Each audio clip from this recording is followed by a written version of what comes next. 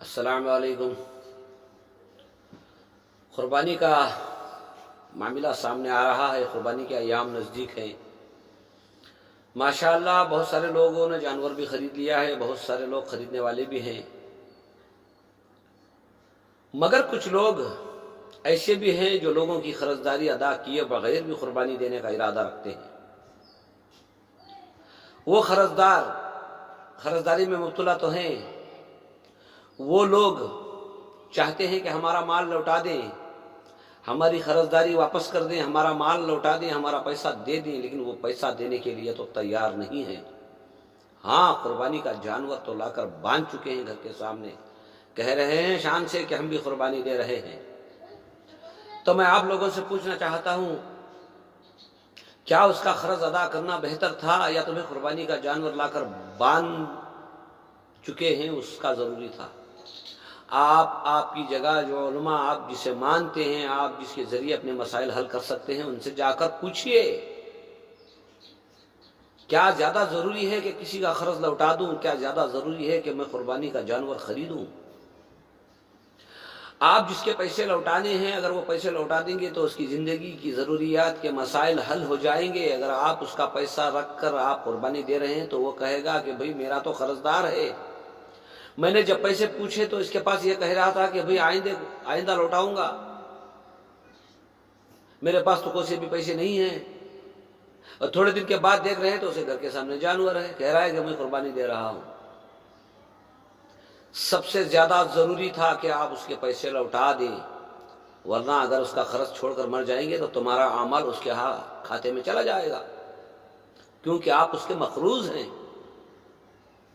آپ صلی اللہ علیہ وسلم کے پاس جب جنازہ آیا، نماز پڑھنے کی گزارش کی تو آپ صلی اللہ علیہ وسلم نے پوچھا، کیا یہ مقروض ہے، قرضدار ہے؟ تو کہا ہاں۔ کیا اس نے کچھ چھوڑا ہے؟ کہا نہیں۔ تو کہا اس کے جنازے کی نماز تم لوگ پڑھ لو۔ تو ایک صحابی اٹھ کر عرض کرنے لگے، یا رسول اللہ اس کی ذمہ داری میں لیتا ہوں، میں قرض ادا کروں گا، آپ جنازہ پڑھا دیجئے۔ تو آپ صلی اللہ علیہ وسلم نے جنازہ پڑھایا، اور دوسرا جنازہ آیا تو آپ صلی اللہ علیہ وسلم نے یہی پوچھا، کیا اس پر کوئی قرض ہے؟ میرے بھائیوں، ہمیں پیغمبر صلی اللہ علیہ وسلم یہ سبق دے رہے ہیں کہ قرضداری جو ہے وہ قرضداری ہی رہے گی۔ اللہ کے احکام میں کچھ کمی پیشی ہو جائے تو اللہ بڑی شان و شوکت والا ہے، معاف کر دے گا، چاہے تو معاف کر دے گا، چاہے تو پکڑے گا، وہ اس کی مرضی ہے۔ لیکن جس کا میں نے ادھار دینا ہے، قرض دینا ہے، وہ نہیں چھوڑے گا، وہ ضرورت مند ہے، حاجت مند ہے۔ آج ماڈل دور ہے، ماڈل زمانہ ہے۔ ہمارا رابطہ علماء سے چک گیا، ہم نے علماء سے مشورہ کرنا چھوڑ دیا۔ میرے بھائیوں، ہمارا چھوٹا ہو یا بڑے سے بڑا عمل ہو، وہ عمل ہمارا ہی رہے، اللہ کی بارگاہ میں قبول ہو جائے۔ تو میرے بھائیوں، ذرا پیچھے مڑ کر دیکھو کہ کسی کا ہم نے مال کھایا ہے، یا قرض لے کر بھول گئے ہیں، یا کسی کا قرض موجود ہے، وہ ادا کیے بغیر ہم قربانی دینے کے لیے کھڑے ہیں۔ تو اپنی جگہ بیٹھ کر غور کر کے دیکھو، کیا وہ زیادہ ضروری ہے جس کا میں نے مال لوٹانا ہے؟ کیا وہ زیادہ ضروری ہے جو کہ حضرت ابراہیم علیہ السلام کی سنت مجھ پر واجب ہے؟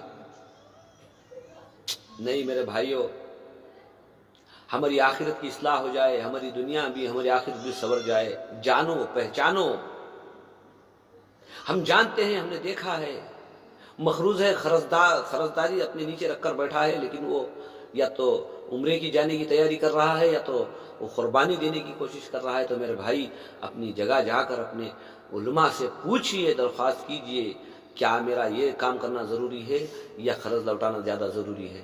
تو اللہ سے دعا کرو، اللہ تعالی ہم تمام کو بھی دین کی صحیح سمجھ عطا فرمائے۔ اور دوسری بات، جنہیں اللہ نے مال دیا ہے، استطاعت دی ہے، جن کی آمدنی زیادہ ہے، اگر وہ قربانی نہیں دیں گے تو کل قیامت کے روز اللہ پوچھے گا۔ ان لوگوں کو نہیں پوچھے گا جو مقروض ہیں۔